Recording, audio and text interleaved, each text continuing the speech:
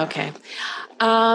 First time I played at the Old Vienna was when I think it was my first time, but it's the time I remember above all other club dates ever, was because Don White was opening.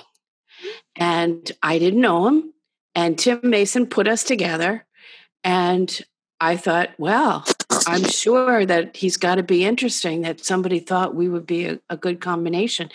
And I remember backstage, Don asked something about, could he use the dressing room? I said, of course, because one dressing room, and turned out that was a first for him, that somebody who was on the bill with him would let him use the dressing room. I couldn't believe it.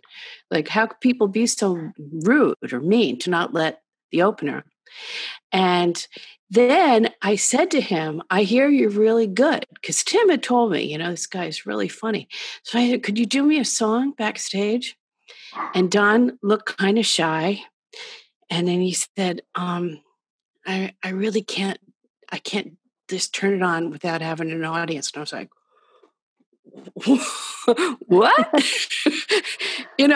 I mean, not that I'm any big deal, but I was the headliner, and I'm asking the opening act to do me a song before he goes on stage, and he won't do it. And I thought, either this guy is crazy or he's really serious about performing and really does need an audience for it. So he was so worried that he was offending me by turning me down to do a song backstage. But I'm from a big family. I'm used to a lot of different kinds of people. So Don goes on. Place is packed, and I'm watching from the wings, from the doorway, I think, and I just had never seen anybody like him before. I just thought, who is this guy?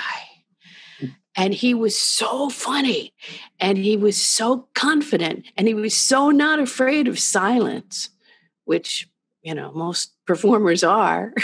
I know I still am. And he was so great, and the audience loved him so much that it was the first time before or since. It's the only time in my whole entire career. I've been doing this. I'm working on my 25th record. So I've been doing this 20th solo record. I've done 10 compilations. That I started my show with a ballad, which I had never, ever done. But because the audience was so laughed out, I thought, I cannot compete with that.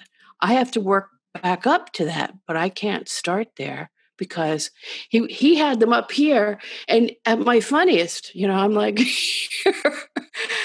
and so, I did the show, everything was fine, and it turned out, that as the years go by, and Don and I, we run into each other, and then he gets this idea of us working together, and I said, the only way I will ever work with you again is if I go first. I don't care how many records I have. I don't care if people know me and they don't know you.